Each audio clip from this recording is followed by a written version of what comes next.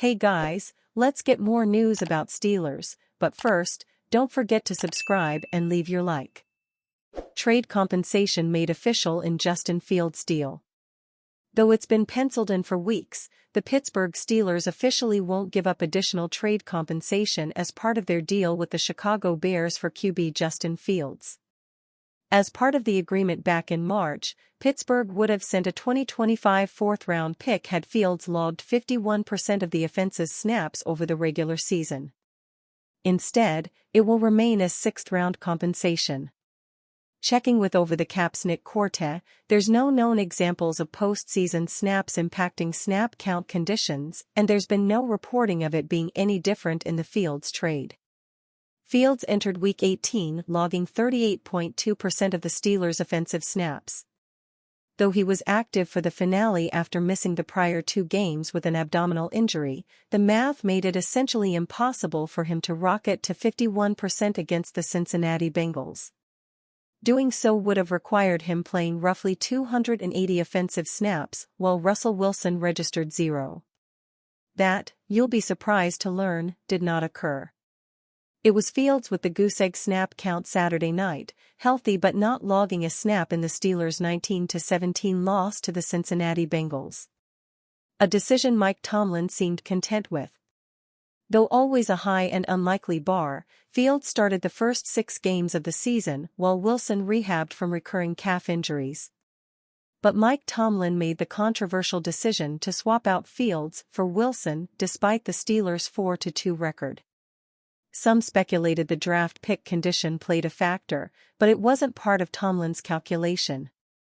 He hoped Wilson would elevate the offense to a new level, and it did, though the offense struggled while playing the NFL's very best from weeks 15 to 17 and continued to sputter against the Bengals in yesterday's finale.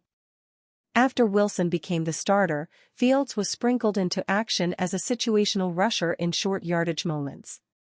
It came with some success, though he was injured on a designed run sliding down against the Philadelphia Eagles, missing the past 2 games. For the season, Fields threw for 1,106 yards and 5 scores, while rushing for 289 yards and 5 more touchdowns. A pending free agent, Fields has expressed a desire to return to Pittsburgh.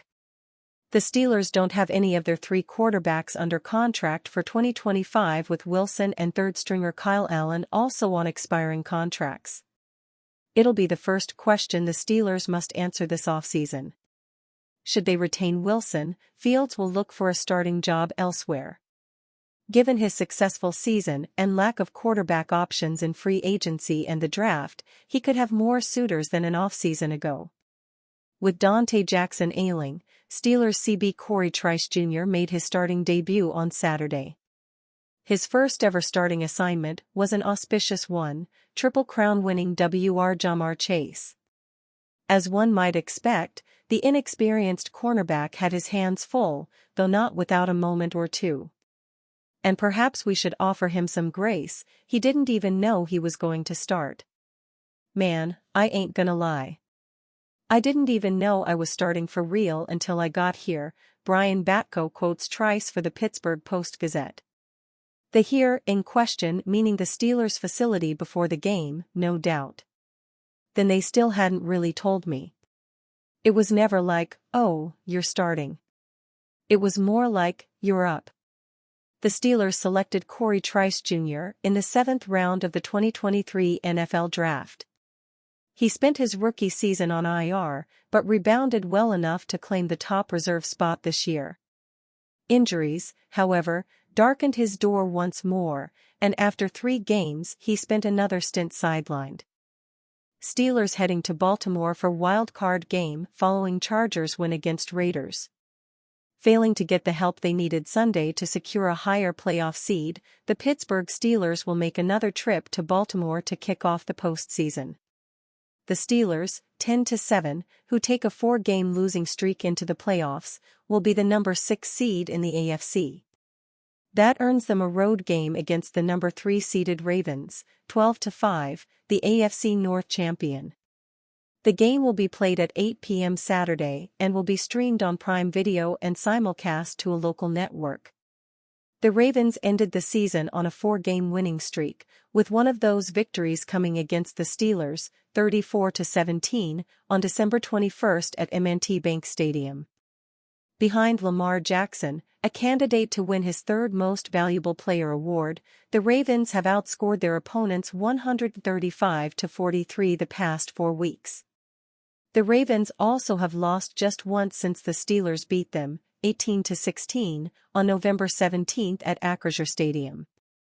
Obviously, the Ravens are a good football team, quarterback Russell Wilson said. We battled back and forth with those guys. We feel like if we just do right and look forward to the next moment, that's got to be the only thing that matters and the thing we answer to. And then I think most importantly, we've got to have amnesia going into this and just win the next play. Just win the next play, win the next game.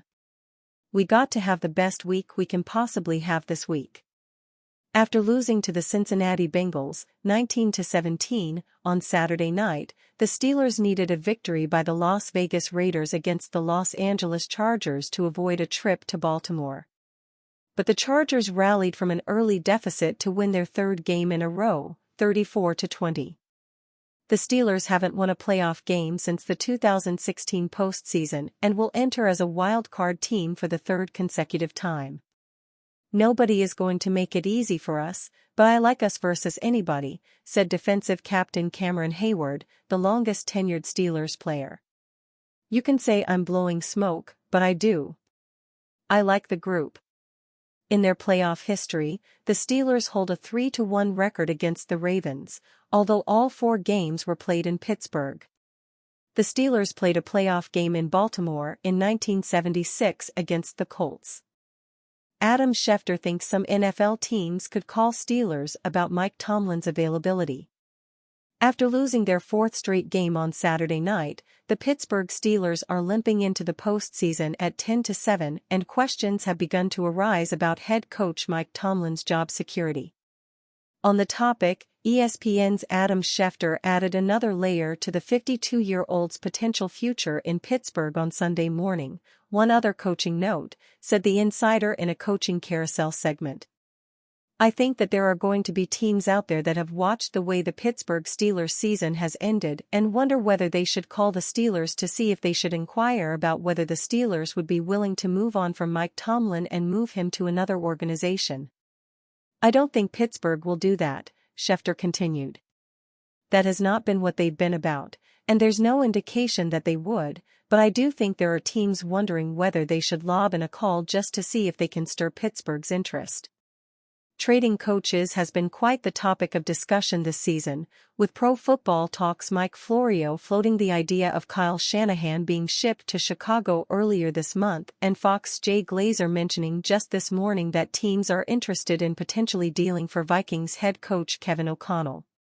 While it's an interesting idea, the execution of trading a coach is ultimately unlikely. Tomlin's Steelers have had a winning record every season he's been at the helm, and are headed to the postseason for the 4th time in the last 5 years. And you fan? What do you think of the situation of Mike Tomlin? Leave your opinion in the comments.